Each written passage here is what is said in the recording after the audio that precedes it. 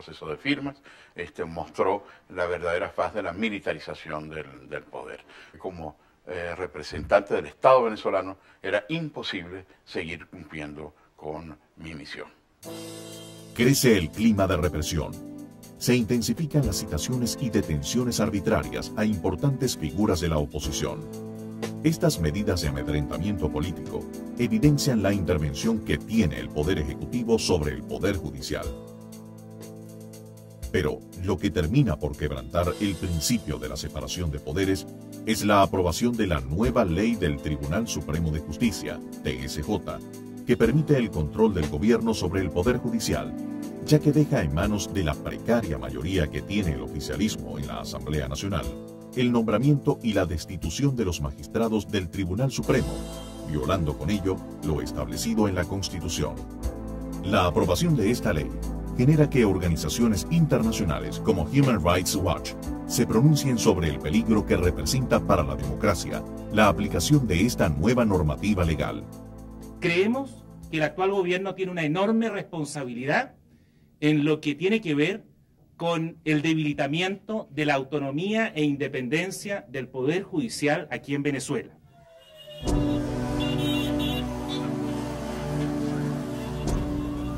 El ambiente político se calienta aún más con la denuncia del presidente sobre una supuesta invasión de paramilitares colombianos.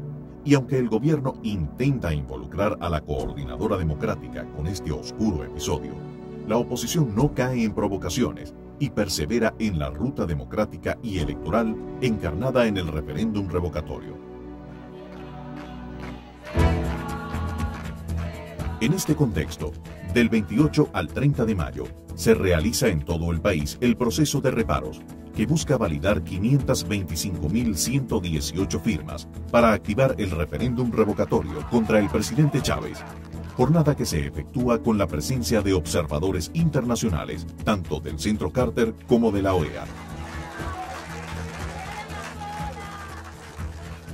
El 3 de junio, el Consejo Nacional Electoral, luego de una intensa presión por parte de la sociedad civil, anuncia los resultados preliminares de la jornada de reparos, confirmando el triunfo de la oposición al obtener el número de firmas necesarias para la activación del referéndum revocatorio. Finalmente, se establece el 15 de agosto para la celebración del referéndum revocatorio presidencial, acto que es entendido por la mayoría de los venezolanos, tanto de la oposición como del oficialismo, como la salida electoral, constitucional y democrática a la polarización y crisis que ha vivido el país bajo el gobierno que se autodenomina bolivariano y revolucionario. Chávez, por supuesto, se jacta mucho de una supuesta revolución bolivariana. Aquí no ha habido ninguna revolución en cualquiera de las acepciones que queramos darle a la palabra.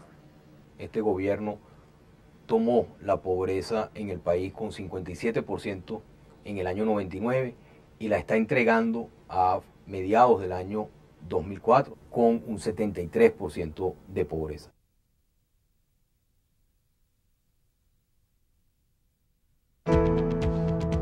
Aunque el índice de pobreza ha crecido sustancialmente, la popularidad del presidente todavía es visible, pero sus incesantes promesas han sido insuficientes frente a una dura y terca realidad.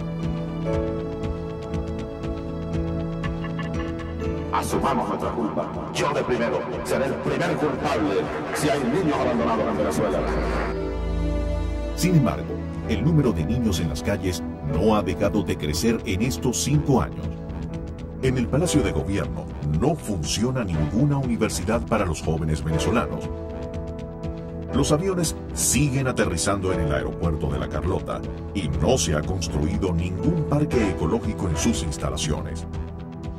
Ningún empresario venezolano o extranjero ha invertido en la construcción de nuevas autopistas. En materia ferroviaria, solo se está trabajando en las obras iniciadas por los gobiernos anteriores. Aunque las denuncias de los casos de corrupción son abundantes, no hay en Venezuela ni un solo preso por ese delito. En el Estado Vargas, la reconstrucción definitiva sigue siendo una deuda pendiente con sus habitantes. La Comisión de la Verdad sobre los Caídos del 11 de abril de 2002 nunca logró conformarse. Aunque las concentraciones oficialistas se mantienen, cada vez se requieren más autobuses contratados para hacerlas posibles. Si antes el presidente utilizaba el balcón del pueblo frecuentemente para comunicarse con sus seguidores, ahora les habla desde Palacio a través de la pantalla. El número de viviendas construidas disminuyó de un promedio anual de 70.000 viviendas en gobiernos anteriores a 20.000. Más de 6.000 empresas en todo el país se han visto obligadas a cerrar sus puertas.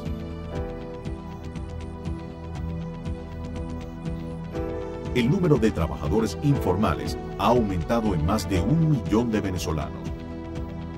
La tasa de desempleo aumentó de 10% a 15%, lo que significa que casi 2 millones de venezolanos están desempleados. Y a pesar de que Chávez inició su gobierno invocando a la unidad, nunca antes la polarización entre los venezolanos había sido tan aguda.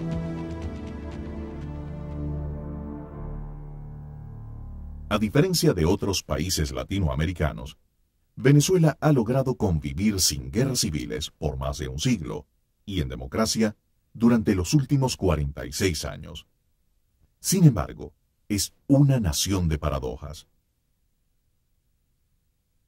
Un país que, a pesar de haber tenido en estos últimos 5 años los mayores ingresos petroleros de toda su historia, ha tenido un gobierno incapaz de mejorar la calidad de vida de los venezolanos y que pretende imponer una revolución que se dice pacífica, pero armada. Que nadie se equivoque al respecto.